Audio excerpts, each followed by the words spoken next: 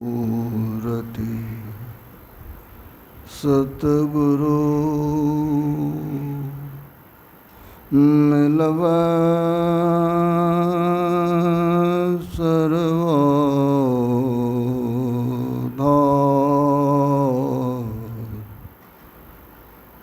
मंगलमय मंगलकरण विनवा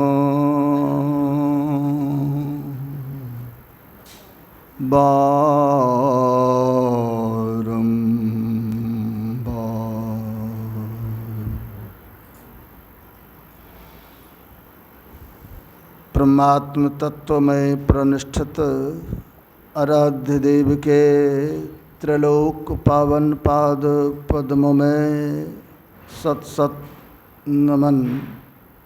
मंचस्थ पूज्य गुरुजन, आदरणीय धर्म प्रेमी सज्जनों, आदरणीय माताओं एवं भक्तिमती बहनों,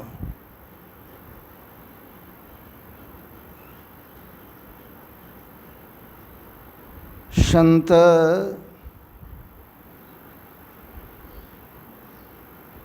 सृष्टा के सृष्टि में एक अनमोल रत्न है। ईश्वर ने जो सृष्टि किया है तो उनकी सबसे सुंदर कृति मानव है, और मानव में से ही जो संत हो जाते हैं वे सबके सिरमौर हो जाते हैं। संत का हृदय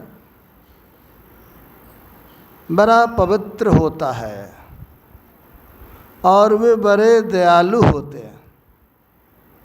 गोस्वामी जी महाराज ने बड़ा अच्छा कहा, संत हृदय नवनीत समाना, कहा कभी पे कहीं न जाना। संत का हृदय मक्खन के जैसे होता है। मक्खन को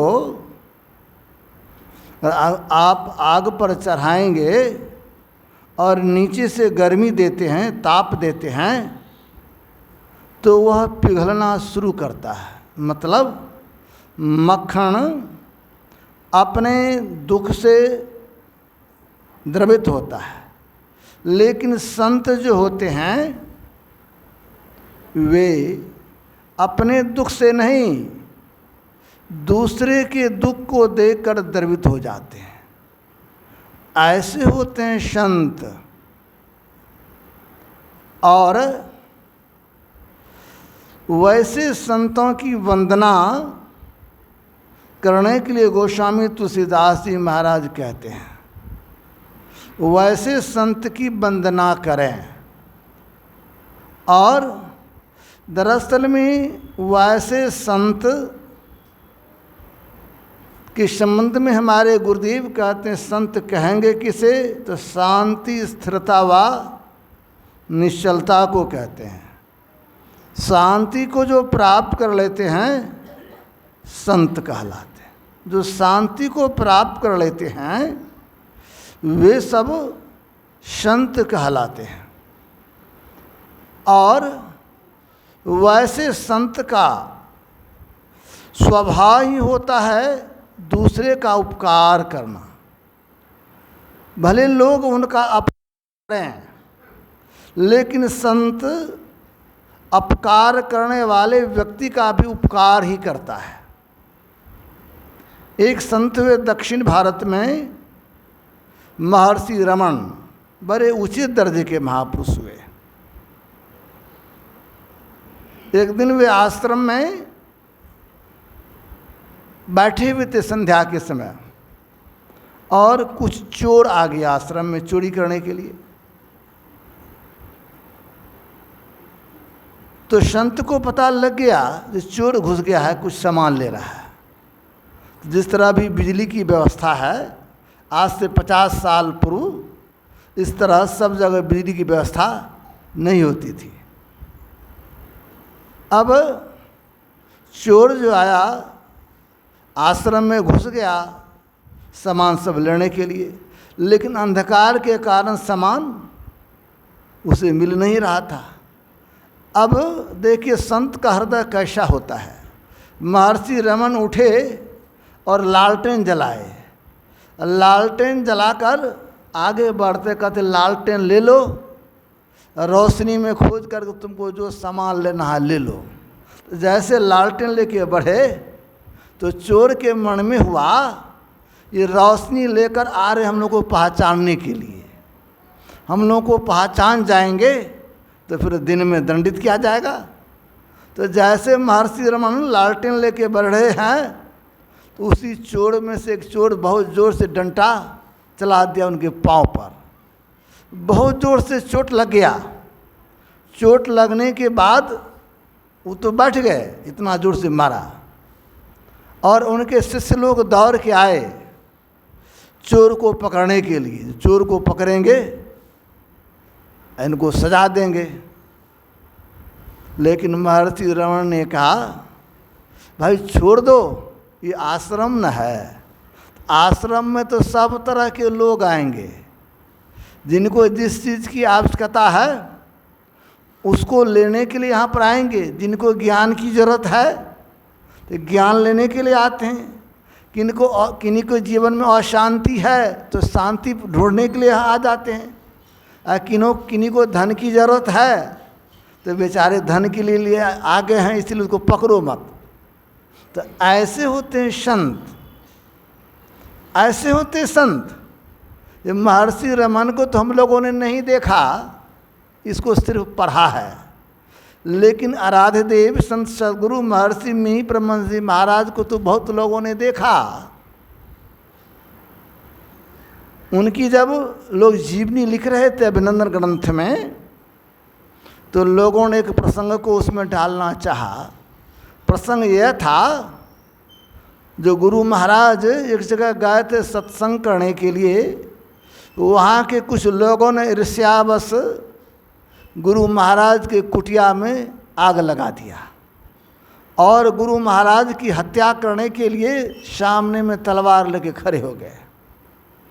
लेकिन ये संत न हैं, तो संत भले बाहर से सोए रहते हैं, भीतर से जगे रहते हैं।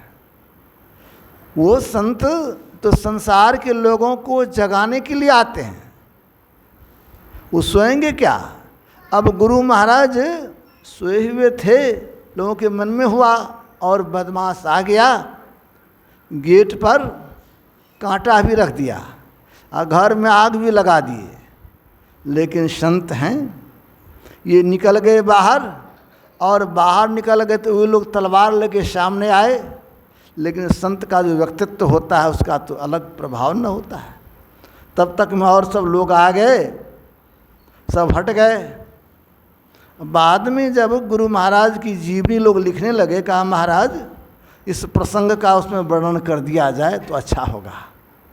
देखिए संत का हृदय कैसा होता है, संत कैसे होते हैं। गुरु महाराज कहते देखो जी इस प्रसंग को नहीं लिखो, इसको छोड़ दो। तो लोगों ने कहा महाराज ये तो बड़ा महत्वपूर्ण प्रसंग है, आपके साथ लोगों ने इस तरह का दुर्व्यवहार किया, तो आपकी जीवनी हम लोग लिख रहे हैं, उसको लिखना जरूरी है। गुरु महाराज कहते देखो जी अगर इस प्रसंग को लिख दोगे तो वह गांव बदनाम हो जाएगा। जिस गांव का तुम लोग नाम लिख दोगे उस गांव की बदनामी हो जाएगी। जिस समाज के लोगों ने इस तरह का किया है वो समाज बदनाम हो जाएगा, वो परिवार बदनाम हो जाएगा। इसी तरह इस बात को देखकर इसका वर्णन नहीं करो, नहीं लिखो। ऐसे होते संत।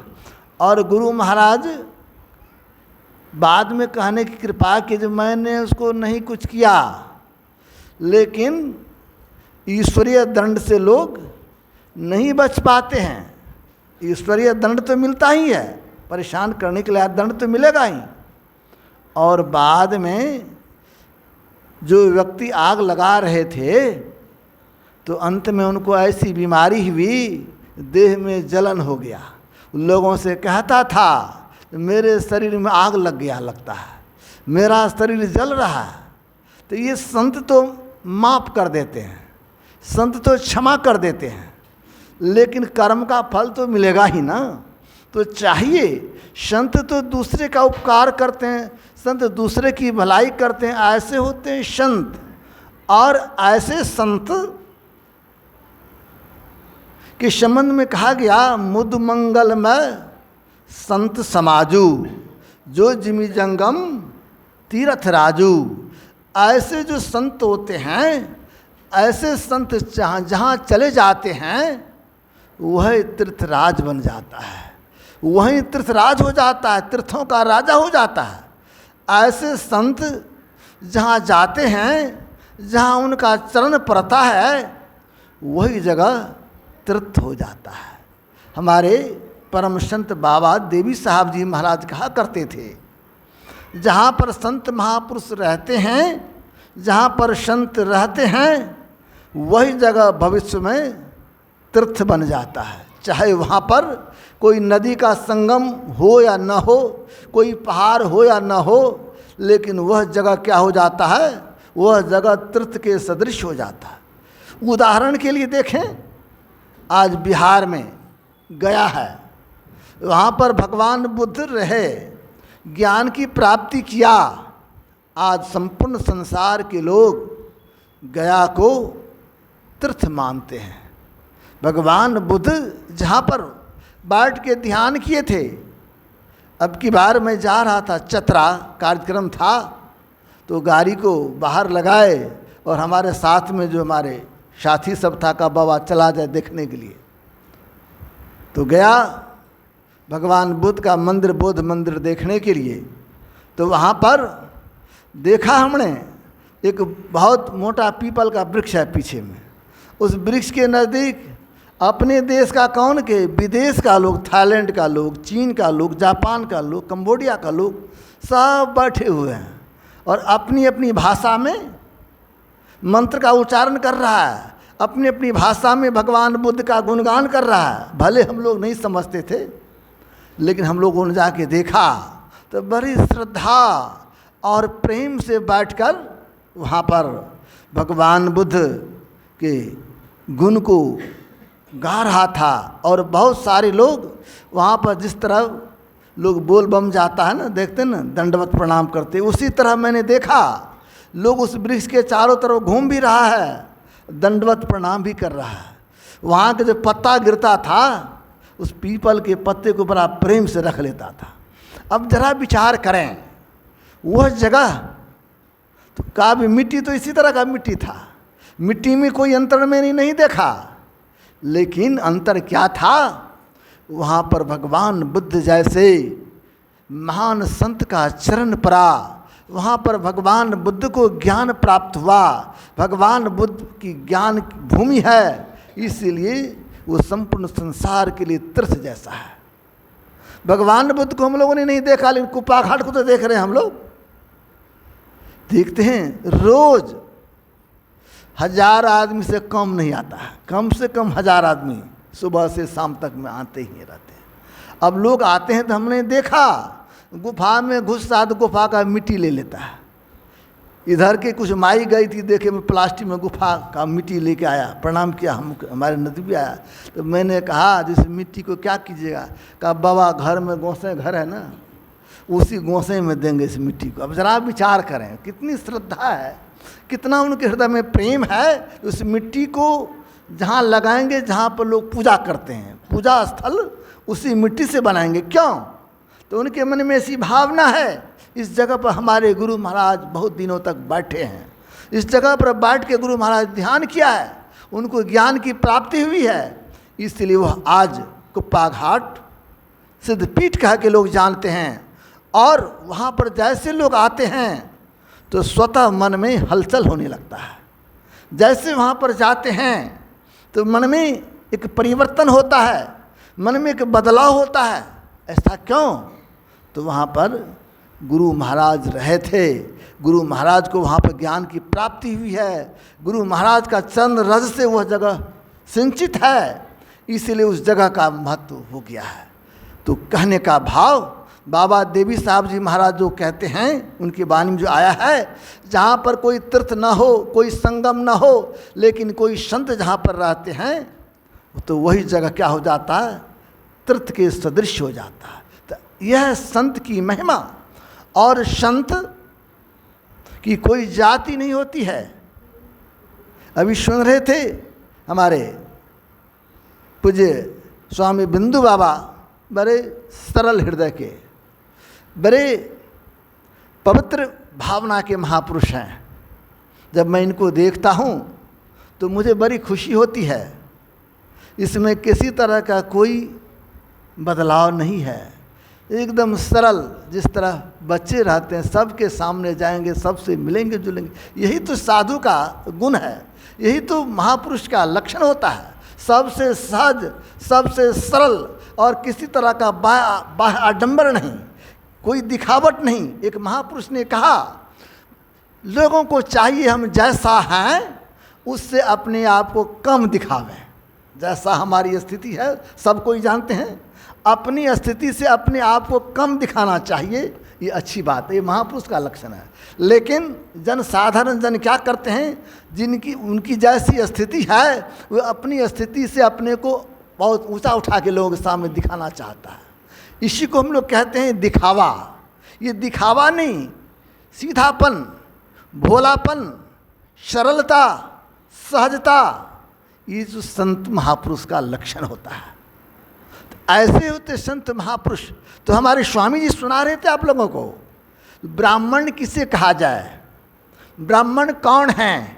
तो दरअसल में जन्म से तो सब कोई शूद्र ही है। शूद्र का क्या मतलब, आज बहुत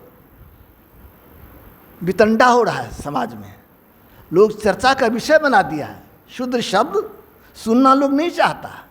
शूद्र का अर्थ होता है क्षुद्र, और शूद्र कोई जाति नहीं होती है। जो ज्ञान में पीछे हैं, जो संस्कार में पीछे हैं, उसी को हम कहेंगे जो जिनकी बुद्धि कम है। दरअसल में स्वामी विवेकानंद जी महाराज ने कहा, संत का ये कर्तव्य होता है, और संत यही करते हैं, सबों को ब्राह्मण बनाना चाहते हैं। सब कोई ब्राह्मण बन जाए, सब कोई ब्राह्मण बन जाए मतलब जो ब्रह्म को जान लिया, जो ब्रह्म का साक्षात्कार कर लिया, वे सब ब्राह्मण हैं। और वे सब जब ब्राह्मण हैं तो गुण की पूजा सब दिन होता है। लोग व्यर्थ का वितंडा करता है, गुण की पूजा सब दिन। भगवान श्री कृष्ण आए, भगवान श्री कृष्ण आए, जितनी पूजा आप लोग करते हैं, हम लोगों से ज़्यादा भगवान श्री कृष्ण की पूजा, जिनको हम लोग ब्राह्मण कहते हैं, उनके घर में ज़्यादा होता है। हमारे और आपके घर में वो लोग कन्हैया कहते हैं, लड्डू गोपाल कहते हैं, सब मंदिर बना के रखेंगे, कन्हैया को रखेंगे, भगवान श्री राम को रखेंगे, भगवान शिव को रखेंगे। हम लोगों के घर में रहता है, हम लोगों के घर में नहीं है, लेकिन सबसे ज़्यादा पूजा वही करते हैं। और एक जगह लोग कहते हैं, अगर जाति की विशेषता होती तो उनकी लोग पूजा तो नहीं करते हैं, लोग गुण की पूजा करते हैं। वो गुण जिसमें आ जाए, ब्राह्मणत्व का गुण जिसमें आ जाए, स्वतः समाज उनके सामने नतमस्तक हो जाता है। रविदास जाति में जन्म से क्या थे, जूता सीने का काम करते थे, गरीब थे। लेकिन क्या मीराबाई क्या थी, छत्राणी थी। छत्राणी का सिर उसके सामने झुकना चाहिए, लेकिन छत्राणी का भी सिर वहाँ पर झुकता था। एक राजा हुए राजस्थान में, बड़े ऊंचे दर्जे के, वे भी उनके चरण शरण में आते थे। देखिए, गुण की पूजा सब दिन होता है। झाला रानी राजस्थान की भक्तन थी, छत्राणी थी। वह रविदास जी महाराज से इतने प्रभावित हुए, उनको गुरु बना लिया। वहाँ पर जाति कहाँ देखा, वहाँ जाति की बात नहीं हुआ, उनको गुरु बनाया। और जब गुरु बनाए तो अपने राज्य में सबको इच्छा होती है अपने गुरु को ले जाएं, अपने महल गुरु को ले गए। अब ले गए तो भंडारा देंगे ना, तो भंडारा की व्यवस्था किया, तो सबों को निमंत्रण दिया। रानी थी तो सबको आमंत्रित की। जब आमंत्रित की तो ब्राह्मणों को भी बुलाया, सबको भी बुलाया। जो सिर्फ ज्ञान के अभाव से, ज्ञान के कमी के कारण अपने को लोग ब्राह्मण कहने लगते हैं, लेकिन ज्ञान ब्राह्मण वाला जब गुण आ जाए तो जिस वृक्ष में फल रहता है वो स्वतः झुकता है। अब वहाँ पर झाला रानी जब भंडारा किया तो ब्राह्मणों को भी बैठाया। तो ब्राह्मण लोग कहने लगे हम लोग तो खाएंगे, लेकिन पहले रविदास नहीं खाए, पहले हम लोग खाएंगे तब रविदास को खिलाइएगा। तो रानी कहती कैसे होगा, वो हमारे गुरु हैं, वो हमारे गुरु हैं, हम गुरु को बुलाए हैं और गुरु के आगमन पर तब ना आप लोगों को भी मैं बुलाई हूँ, भंडारा दी हूँ, इससे पहले तो मैं गुरु को खिलाऊंगा। कहा तब हम लोग नहीं खाएंगे, पहले हम लोग को खिलाइए तब आप अपने गुरु को खिलाइए। कहा क्यों? तो वो जो है वो जूता गांठने का काम करते हैं, इसीलिए पहले नहीं, पहले हम लोग खाएंगे बाद में उनको खिलाइएगा। अब संत का हृदय कैसा होता है? संत का हृदय बड़ा सरल, अभी सुन रहे थे, कपास के जैसे होता है। संत का हृदय कपास के जैसे होता है। वो कपास दूसरे के दुर्गुण को ढकने का काम करता है, भले उनको कष्ट होता हो।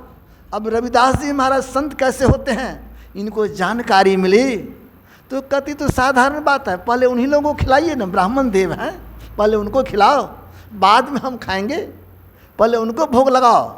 अब पत्तल तो दिया बैठने के लिए, सब गए बैठने के लिए, खाने के लिए, सब तो बैठ गए। अब देखिए संत की मौज होता है। अब सब बैठे हैं, अब जब परोसा गए, अब प्रारंभ जैसे मुंह में देना शुरू करेंगे तो बगल में देखता है तो बगल में रविदास जी बैठे हैं उसी पंक्ति में, फिर दूसरा अपने बगल में देखते हैं तो बगल में रविदास बैठे, मतलब एक ब्राह्मण के बाद एक रविदास बैठे हुए हैं। एक ब्राह्मण का सबको आश्चर्य लग रहा है, क्या है, सब जगह तो रविदास को ही देख, तब कैसे खाएंगे? अब खाने के लिए तो बैठ गए हैं, एक रविदास रहे तब तो सब जगह रविदास ही बैठे हुए हैं। तब सब ब्राह्मण को जो अहंकार था, ये जातिगत अहंकार लोगों को होता है, सिर्फ ब्राह्मण को ऐसी बात नहीं है, सबके पास है। जितने भी जाति के लोग हैं ना, सबको कुछ ना कुछ अपनी जातिगत अहंकार होता है। हाँ, होता ये है जो अपने से ऊपर वाले पर दबाव नहीं डालता है। देखते ना कद्दू होता ना, कद्दू, उस पर अगर आप उसका छिलका छुड़ाना चाहिएगा ना तो सित्तू होता है, सित्तू बड़ा कमज़ोर होता है, दावे पर से टूट जाएगा। लेकिन कहा गया बोलचाल के भाषा में, कदवा पर सितवा चोख। कद्दू जब कमज़ोर है तो उस पर सित्तू चलाएगा, तुरंत छिल देगा। और जब वहीं कहीं काला कदवा आ जाए तब तो सित्तू का मुंह टूट जाएगा, अपने टूट जाएगा। तो जो कमज़ोर होता है तो स्वाभाविक नियम है, जो अपने को ऊपर समझता है तो नीचे वाले पर दबाव बनाता है, ये तो प्रकृति का नियम होते आया है। तो दरअसल में ब्राह्मण को जब कहा ऊपर तो ऊपर से आएगा ही ना, लेकिन बीच वाले लोग भी तो नीचे वाले पर करता है, नीचे वाले उस नीचे वाले पर करते हैं। तो भाव ये है, जो संत जो होते हैं ना, उनकी कोई जाति नहीं होती है। संत जो होते हैं दरअसल में वही सर्वश्रेष्ठ ब्राह्मण होते हैं। मैंने धर्मशास्त्र में पढ़ा, उसमें आया है जो जितने भी वर्ण है सभी वर्णों के गुरु ब्राह्मण होते हैं।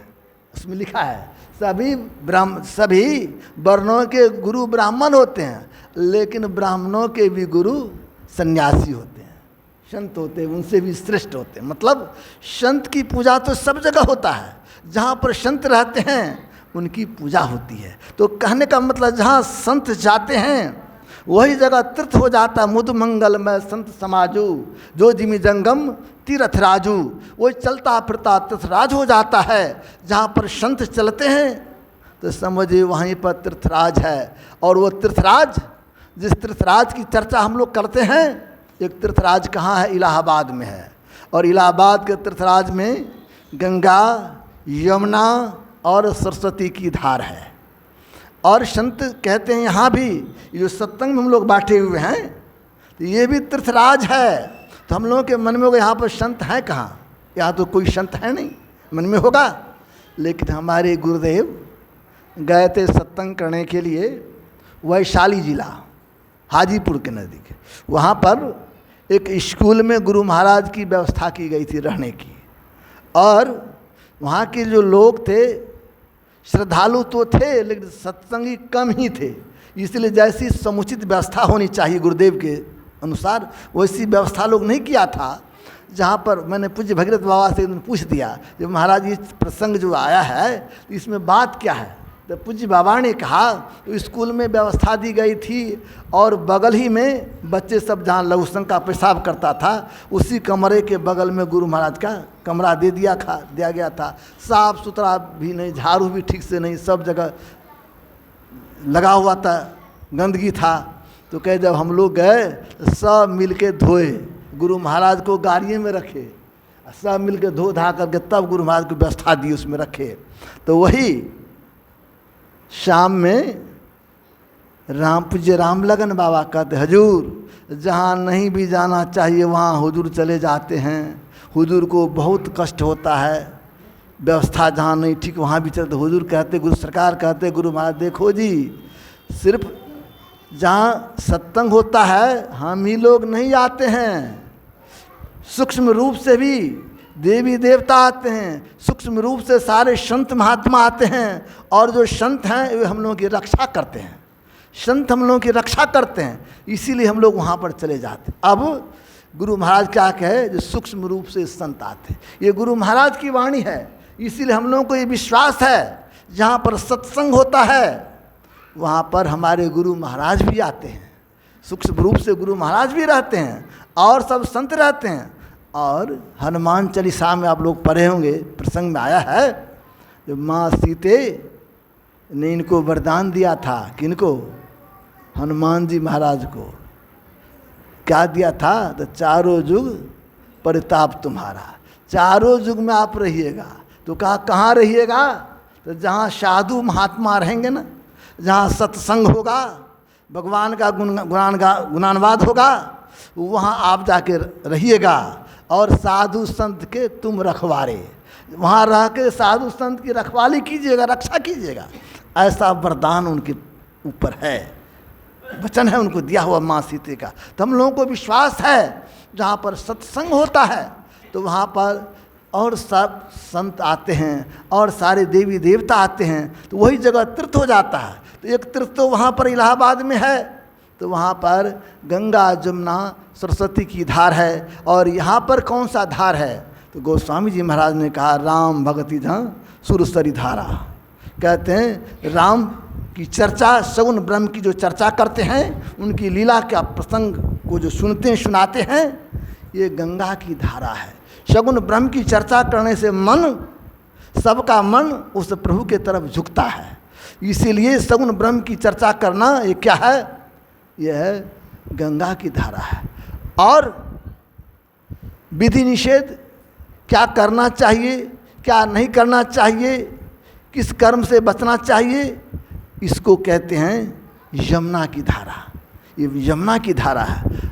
और निर्गुण ब्रह्म जो है, जो सत्य है, जो सनातन है, जिसमें किसी तरह का परिवर्तन होने वाला नहीं है, उस सत्ता की जो चर्चा करते हैं वो क्या है, वही है सरस्वती की धारा, वही सरस्वती की धारा। तो वहाँ पर गंगा जमुना सरस्वती की धार, आपको वहाँ सिर्फ गंगा और यमुना की धार मिलेगा देखने को, सरस्वती की धार देखने को नहीं मिलता है। तो लोग कहते हैं सरस्वती क्या है, अंतः सलीला है। उसी तरह यहाँ भी हम लोग चर्चा करते हैं तो सगुण ब्रह्म की चर्चा करते हैं, निर्गुण ब्रह्म की भी चर्चा करते हैं, और साथ ही साथ विधि निषेध क्या करना चाहिए, क्या नहीं करना चाहिए, इसकी चर्चा करते हैं। ये यमुना की धारा है। तो दरअसल में ये भी क्या है, सत्संग चलता फिरता तीर्थराज है। तीनों तरह की धारा यहाँ पर बहती है। और संतों ने कहा इलाहाबाद जाने के लिए आपको समय चाहिए, इलाहाबाद जाने के लिए आपको धन चाहिए, इलाहाबाद जाने के लिए आपका स्वास्थ्य भी ठीक चाहिए, तब ना आप जाइएगा। लेकिन इलाहाबाद तो एक ही जगह है, इधर से उधर आएगा नहीं। और ये जो संतों का समागम है, जिसको सत्संग कहते हैं, ये चलता फिरता तीर्थराज है। और आज यहाँ कल वहाँ इस तरह होते रहता है। तो कहते हैं ये सत्संग क्या चलता फिरता तीर्थराज है, इसकी ये विशेषता है। वो जो इलाहाबाद का तीर्थराज है वो चलता फिरता नहीं है, स्थिर है। और हमारे गुरु महाराज कहते एक तीर्थराज और है, उस तीर्थराज में अब चले जाएंगे, उस तीर्थराज में आप डुबकी लगा लेंगे, तब तो आप असली ब्राह्मण बन जाइएगा। जब उस तीर्थराज में आप गोता लगाएंगे, तब आप असली ब्राह्मण बन जाएंगे। तब फिर किसी तरह का द्वेष किसी से नहीं रहेगा, आपको किसी से किसी तरह की ईर्ष्या नहीं रहेगी, आप में किसी तरह का दुर्गुण नहीं रहेगा। वो तीर्थराज कहाँ पर है? तो हमारे गुरुदेव कहते गंग जमुन सरस्वती संगम पर संध्या करो नित भाई। कहते गंगा जमुना सरस्वती की धार ये कहाँ है? तो अपने अंदर में है, अपने अंदर में है। इसमें गोता लगाने की ज़रूरत है। इसमें जो गोता लगाएंगे तब तो हमारा कल्याण हो जाएगा। इसमें गोता लगाना चाहिए। जो इसमें गोता लगाते हैं वही ज्ञानी हो जाते हैं, वही विद्वान हो जाते हैं। इसी में गोता लगाने की ज़रूरत है।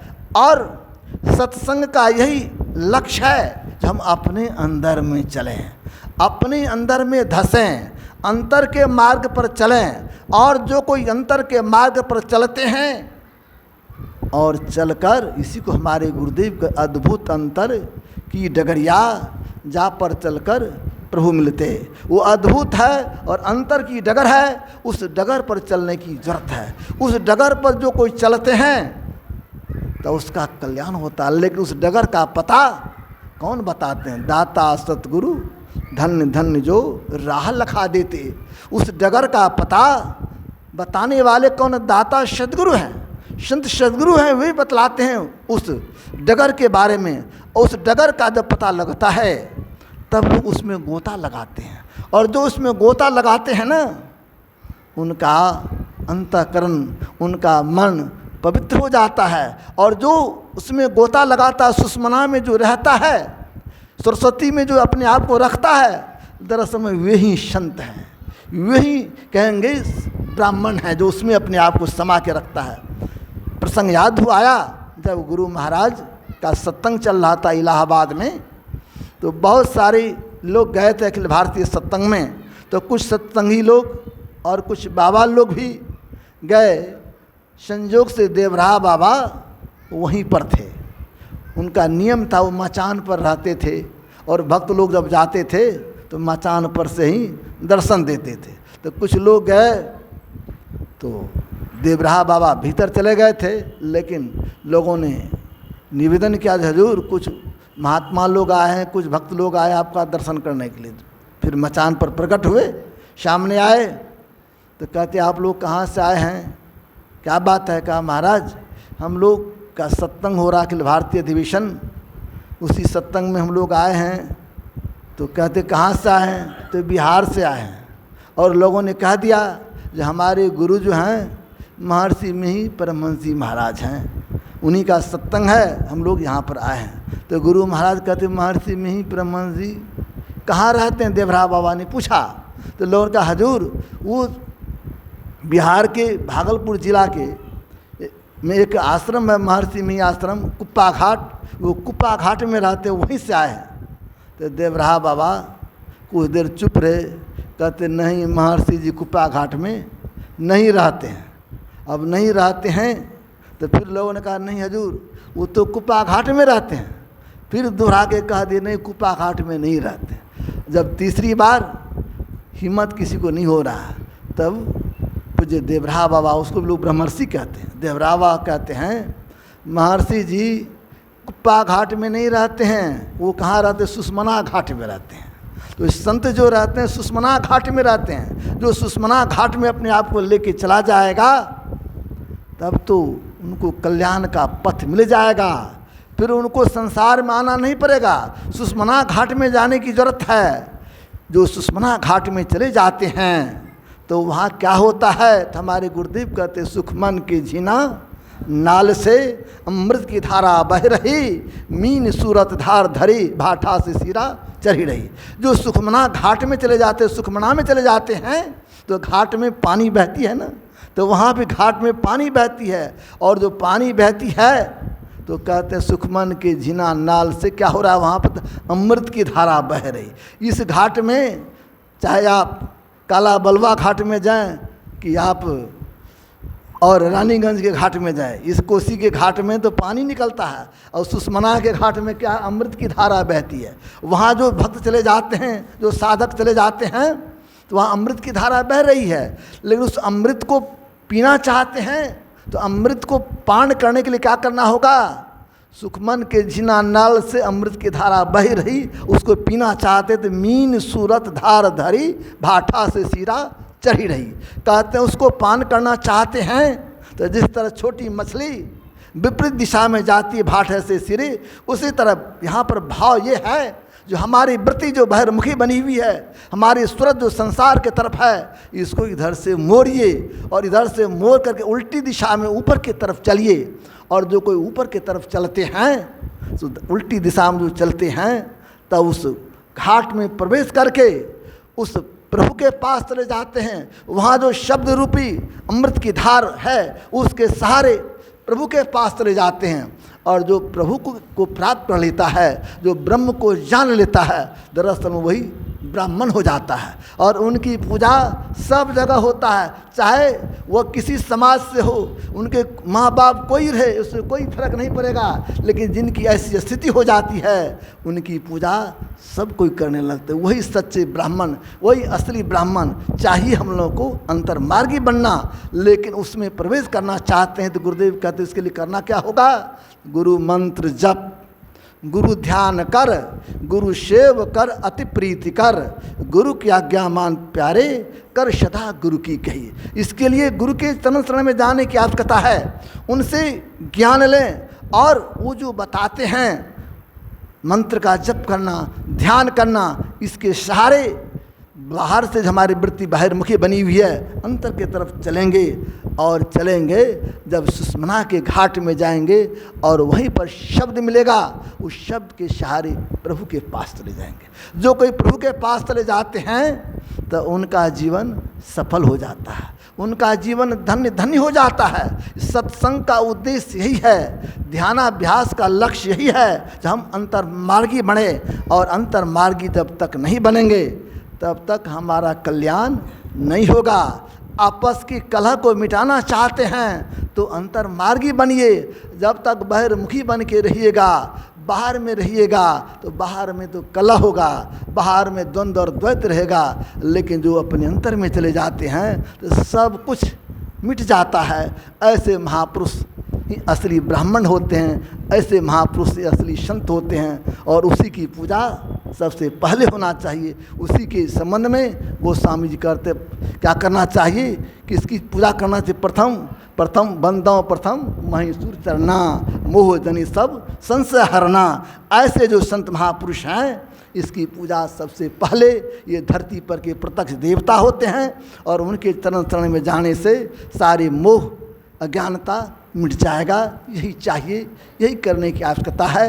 इन्हीं के साथ मैं अपने वाणी को विराम दे रहा हूँ। श्री सद्गुरु महाराज की जय।